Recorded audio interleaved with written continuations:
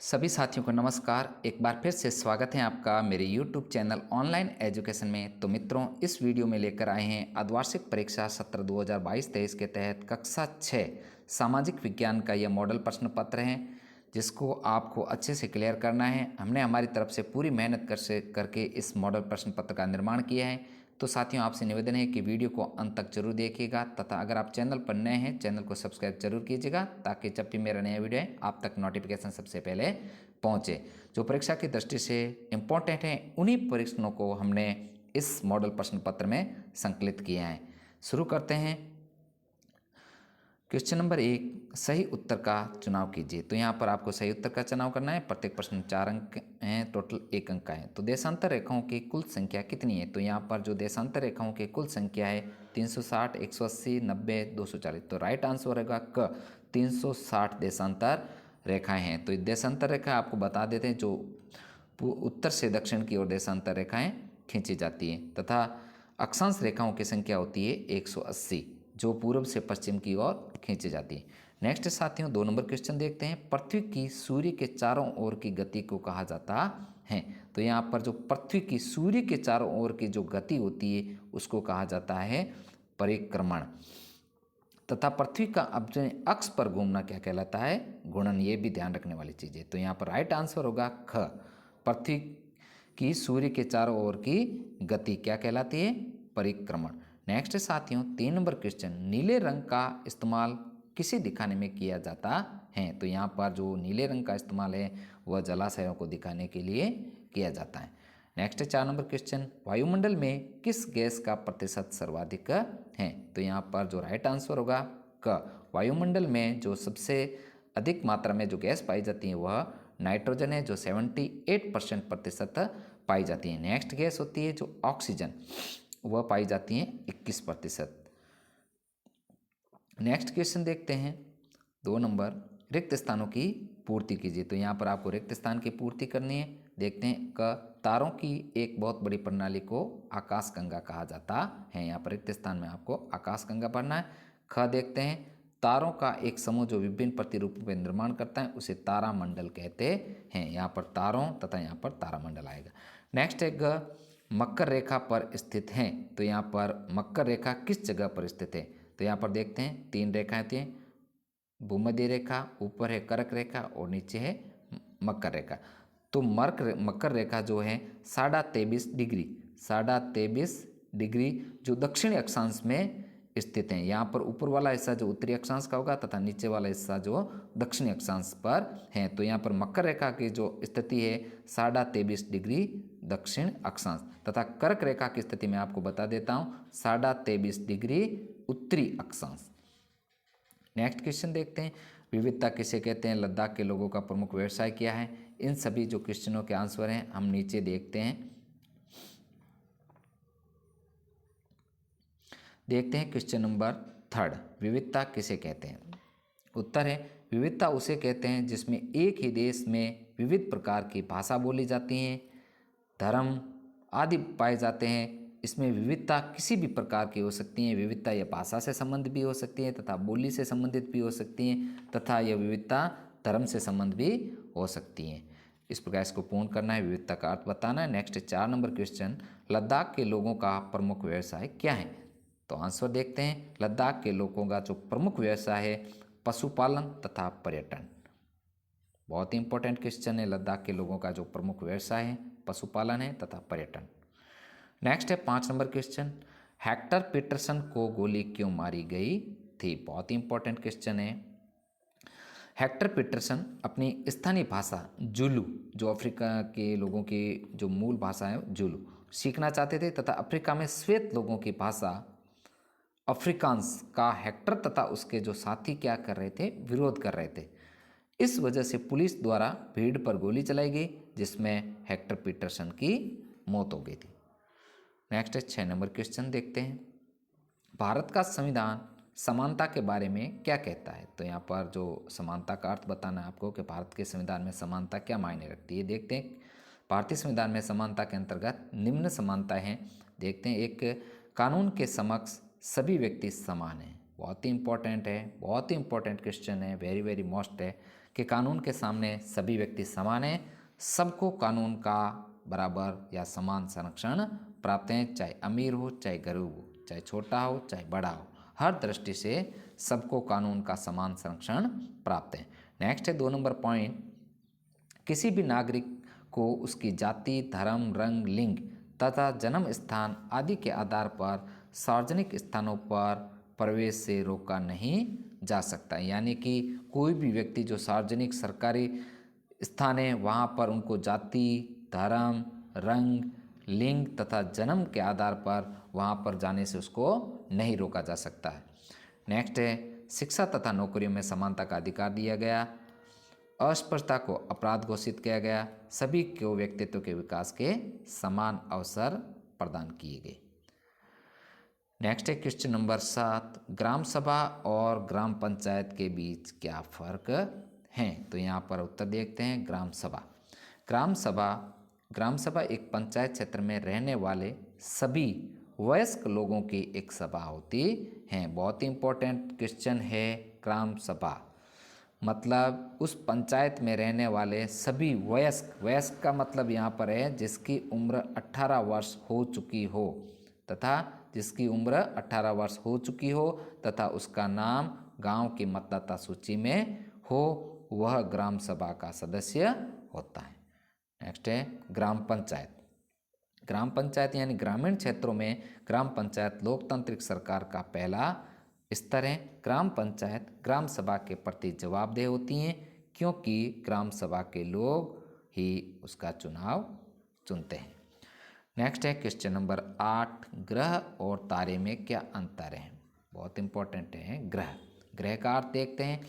वे खगोलीय पिंड जिसमें अपना प्रकाश व ऊष्मा नहीं होती, वे तारों के प्रकाश से प्रकाशित होते हैं, ग्रह कहलाते हैं। बहुत इंपॉर्टेंट है। एक बार फिर देखते हैं। वे खगोलीय पिंड जिसमें अपना स्वयं का प्रकाश व ऊष्मा नहीं होती तथा वे तारों के प्रकाश से प्रकाशित होते हैं, ग्रह कहलाते हैं।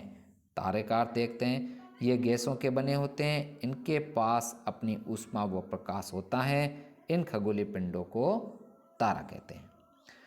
नेक्स्ट साथियों 9 नंबर क्वेश्चन। साथियों आप मेरे इस वीडियो से जुड़े रहें तथा कंप्लीटली पूरा वीडियो को शुरू से लेके अंत तक देखें ताकि आपको मॉडल प्रश्न पत्र को समझने में मदद मिलेगी। और आपके परीक्षा की दृष्टि से हमने बहुत ही इम्पोर्टेंट जो ये प्रश्नों का संकलन किया है।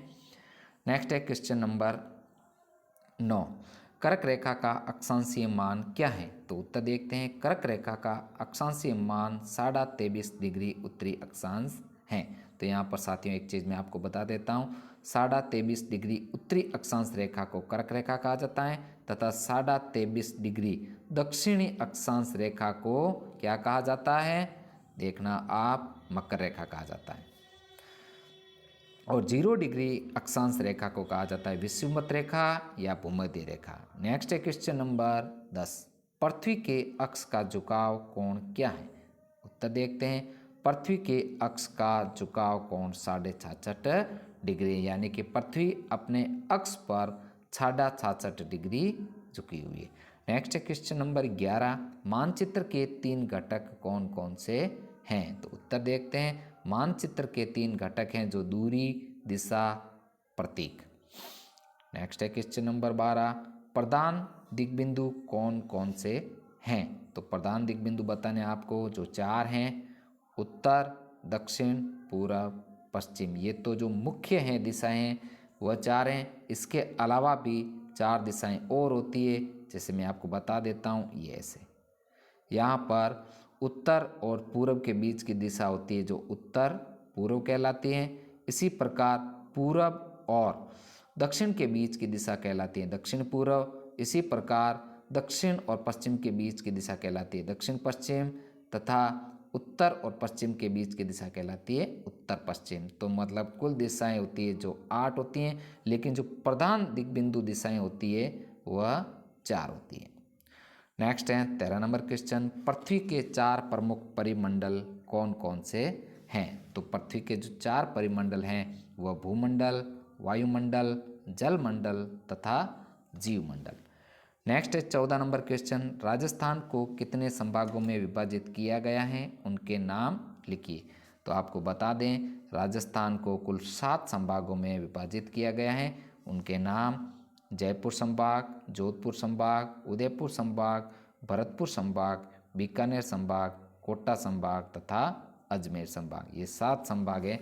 यहाँ पर जानकारी के लिए आपको बता दूं, जोधपुर और उदयपुर संभाग, इन दोनों संभागों में जो जिलों की संख्या है 6 है तथा जयपुर संभाग में जिलों की संख्या है 5 तथा बाकी संभाग में जिलों की संख्या है 4। इस प्रकार पे आप इसको अच्छे से क्लियर कर सकते हैं। नेक्स्ट है क्वेश्चन नंबर 15, राजस्थान के किन्हीं 3 प्रमुख दुर्गों के नाम लिखिए। तो बहुत ही इंपॉर्टेंट है, आपको दुर्गों का अध्ययन करना पड़ेगा। देखते हैं कुछ, एक है मेहरानगढ़ दुर्ग जो जोधपुर में स्थित है, कुंभलगढ़ दुर्ग जो राजसमंद जिले में स्थित हैं तथा चित्तौड़गढ़ दुर्ग। आप अपनी मर्जी से भी कोई भी 3, 4, 5 दुर्गों के नाम याद कर सकते हैं, ऐसा क्वेश्चन आने की संभावना है।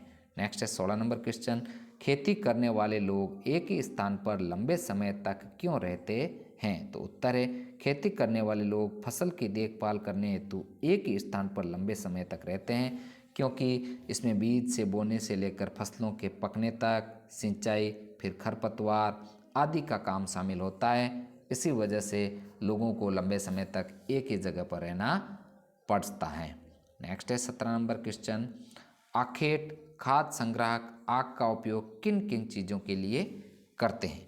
तो उत्तर देखते हैं। जैसे आखेटक होते हैं जो खाद्य संग्राहक आग का उपयोग करते हैं, एक तो प्रकाश के लिए होते हैं, मांस भूनने के लिए करते हैं, खतरनाक जानवरों को दूर भगाने के लिए यानी खुद की रक्षा के लिए, तथा गर्मी प्राप्त करने के लिए, सर्दियों में सर्दी से बचाव के लिए, गर्मी प्राप्त करने के लिए भी आग का उपयोग करते हैं। नेक्स्ट है क्वेश्चन नंबर 18, सूर्य से उसकी दूरी के अनुसार सभी ग्रहों के नाम लिखिए। बहुत ही इंपॉर्टेंट क्वेश्चन है मित्रों, इसको अच्छे से आप क्लियर कर लो। जैसे सूर्य की दूरी के अनुसार आपको जो ग्रहों के नाम याद करने हैं, इनको अच्छे से आप रट लो। सबसे पहला सूर्य की दूरी के अनुसार जो ग्रह का नाम आता है बुध ग्रह, फिर शुक्र, फिर पृथ्वी। ध्यान रखना पृथ्वी तीसरे नंबर का ग्रह है, फिर मंगल, फिर बृहस्पति, शनि, यूरेनस, नेपच्यून। इस प्रकार ये ग्रह हैं। आपको ध्यान रखना है कि बृहस्पति सबसे बड़ा ग्रह है जो 5वें नंबर का है, पृथ्वी तीसरे नंबर का ग्रह है। इस प्रकार इसको आप अच्छे से याद कर लेना। नेक्स्ट है 19 नंबर क्वेश्चन, पृथ्वी के 3 ताप कटिबंध कौन कौन से हैं। उत्तर है उष्ण कटिबंध, शीतोष्ण कटिबंध तथा शीत कटिबंध। पृथ्वी को 3 ताप कटिबंधों में बांटा गया है, उष्ण कटिबंध, शीतोष्ण कटिबंध तथा शीत कटिबंध। नेक्स्ट क्वेश्चन नंबर 20, अक्षांश और देशांतर रेखाएं क्या है। उत्तर है अक्षांश रेखाएं विषुवत वृत्त से ध्रुवों तक स्थित सभी समांतर वृत्तों को अक्षांश रेखाएं कहा जाता है। ये 180 हैं, यानी कि अक्षांश रेखाओं की संख्या आपको याद रखनी है 180 हैं, तथा देशांतर रेखाओं की संख्या 360 होती हैं।